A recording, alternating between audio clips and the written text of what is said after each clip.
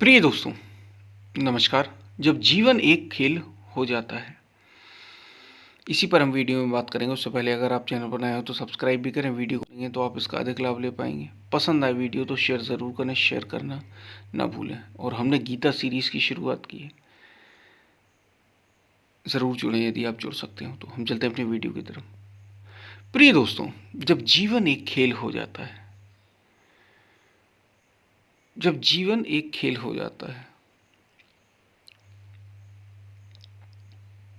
तो आप खेलते चले जाते हो और जीवन खिलता चला जाता है।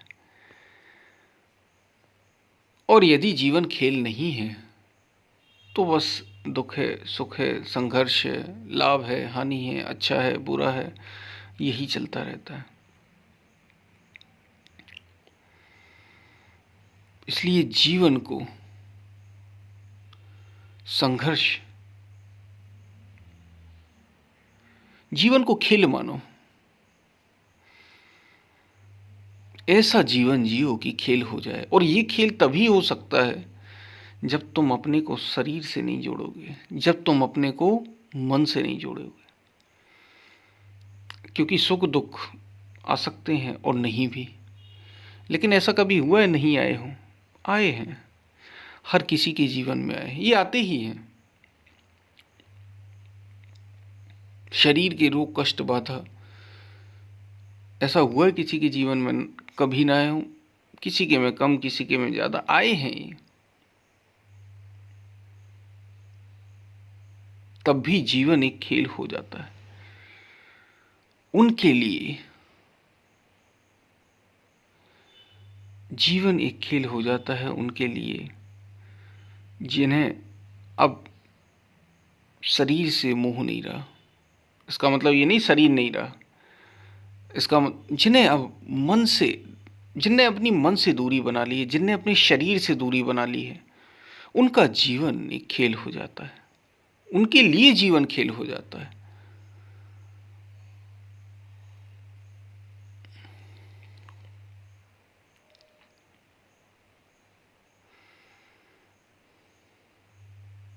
तो जीवन को खेल की तरह जीना सीखो।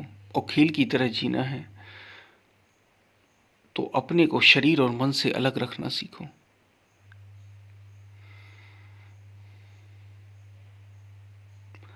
और अपने को अगर शरीर और मन से अलग रखना है तो रात दिन उसके लिए खुद पर निगाहें रखनी पड़ेंगी। ये पल पल की बात है, यही साधना है। और क्या साधना हो सकती है? साधना निरंतर यही है कि ये देख पाना कि मेरी मन से दूरी है या मैं मन के साथ जुड़ गया, मेरी शरीर के साथ दूरी है या मैं शरीर के साथ जुड़ गया। क्योंकि शरीर तो साथ ही रहेगा, इंद्रियां साथ ही रहेंगी, मन साथ ही रहेगा। तुम्हें इनसे दूरी बनाना है, तुम्हें अपने में स्थिर रहना है। क्योंकि तुम इनमें से कुछ भी नहीं हो। और जो तुम हो इस पर अगर स्थिर तुम रह पाते हो, जो तुम हो, सोचिए, हमें हम पर ही स्थिर होना, हम पर ही स्थिर नहीं हो पाते। हमेशा दूसरा दूसरा दूसरा, फिर वो चाहे लोगों की बात हो, चाहे वो धन दौलत की बात हो, चाहे वो मकान दुकान की बात हो, या इन इंद्रियों मन की बात हो। हमेशा दूसरा दूसरा। बाहर देखने की बड़ी आदत हो गई, भीतर रुकने की आदत ही नहीं। देखा नहीं, यहाँ तक कि नींद में चले जाते हैं। जागे हुए तो देखते ही हैं बाहर, जागे हुए तो ध्यान बाहर रहता ही है। नींद में चले जाते हैं तो भी ध्यान खुद पर नहीं रह पाता। नींद में चले जाते हैं तो भी ध्यान खुद पर नहीं रहता, वहाँ भी हम सपने कर लेते हैं। सोचिए कितने गहरे से हम खुद से दूर रहते हैं। और यही कारण है कि डर, दुख, चिंता, समस्या, परेशानियां आती रहती हैं। तुम